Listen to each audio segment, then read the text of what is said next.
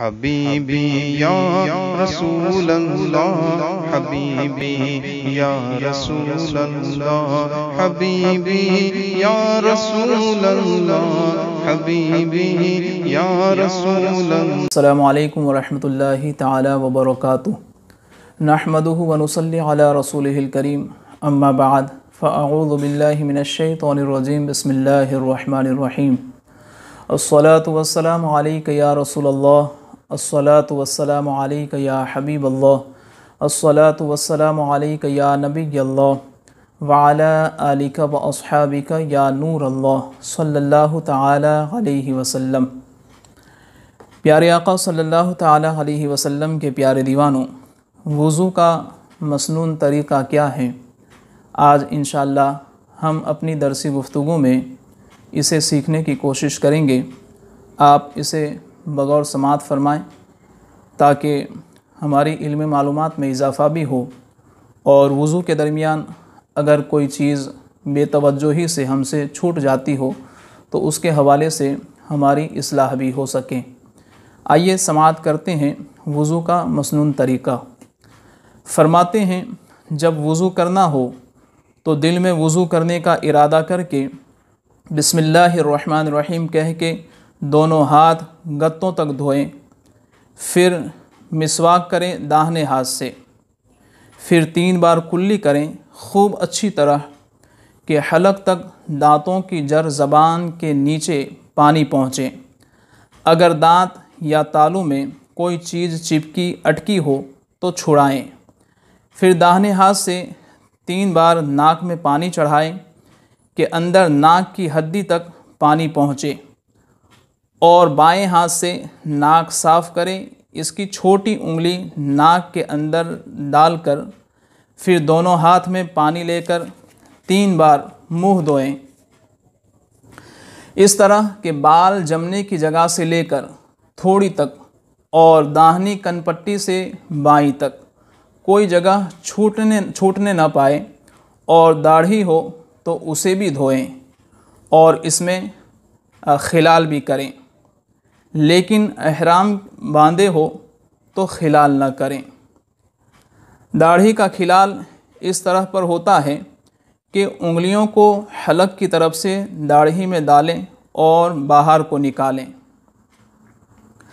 फिर कोहनियों समेत कुछ ऊपर तक दोनों हाथ 3-3 बार धोएं, फिर 1 बार मसाह करें इस तरह पर कि दोनों हाथ तर करके अंगूठे और कलमे की उंगली छोड़कर दोनों हाथ की 3-3 उंगलियों की नोक एक दूसरे से मिलाएं, और इन 6 उंगलियों से पेट की जड़ माथे पर रख कर पीछे की तरफ गद्दी तक ले जाएं। इस तरह के कलमे की दोनों उंगलियां और दोनों अंगूठे और दोनों हथेली सर से न लगने पाए, और अब गद्दी से हाथ वापस माथे की तरफ लाएं। प्यारे आका अलैहिस्सलाम के प्यारे दीवानों, सर का मसाह इस तरीके से किया जाता है। आइए इसे हम प्रैक्टिकली भी आपके सामने करके दिखाएं ताकि बात अच्छी तरीके से समझ में आ सकें।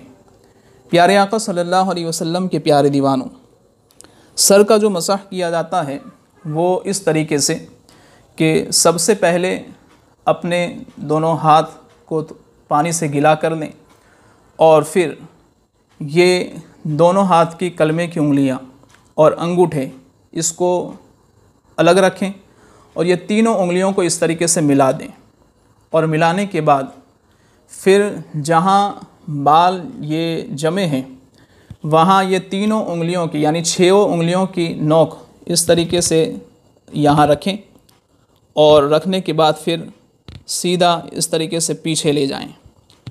पीछे ले जाने के बाद फिर ये जो हाथ की ये जो गद्दियाँ हैं तो उसे यूँ पीछे ले जाने के बाद फिर यूँ आगे की तरफ इस तरीके से लाएं। ये सर का मसाह इस तरीके से किया जाता है।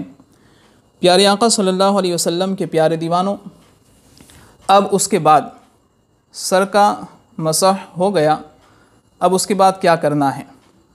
तो फरमाते हैं कि उसके बाद कलमे की उंगली के पेट से कान के अंदर के हिस्सों का और अंगूठे के पेच से कान के ऊपर का मसाह करें, यानी सर का मसाह कर लिया। उसके बाद ये कलमे की जो दोनों उंगलियां हैं कान के दोनों सुराखों में इस तरीके से डालें और फिर अंदर का सुराख में इस तरीके से मसाह करें। और ये जो दोनों अंगूठे हैं जिसके पेट हैं, कान के जो पीछे का जो हिस्सा है उसका इस तरीके से मसाह करें। और फिर उसके बाद फरमाते हैं कि फिर गर्दन का मसाह करें, यानी दोनों हाथ की जो ये पुश्त हैं तो उससे गर्दन का मसाह करें, पहले यूँ सीधे हाथ से और फिर ये बाएं हाथ से। और फरमाते हैं कि गर्दन का मसाह करना है, गले का मसाह नहीं करना। बाज़ लोग इस तरीके से गर्दन का मसाह करते हुए यूँ गले की तरफ हाथों को ले आते हैं, तो इसके हवाले से फरमाते हैं कि गले का मसाह ये मकरूह है। फिर दाहिना पैर उंगलियों की तरफ से तखने तक धोएं, तखने समेत कुछ ऊपर तक। फिर इसी तरह बायां पैर धोएं। हाथ पाँव की उंगलियों में खिलाल भी करें। अब हाथ पाँव की उंगलियों में जो खिलाल करना है, पाँव धोते वक्त जो पाँव की उंगलियों का जो खिलाल करना है वो इस तरीके से हैं कि दोनों पैर का खिलाल सिर्फ बाएं हाथ की छोटी उंगली से करें। इस तरह के दाहिने पाँव में छोटी उंगली से शुरू करें और अंगूठे पर ख़त्म करें, और बाएं पाँव में अंगूठे से शुरू करके छोटी उंगली पर ख़त्म करें।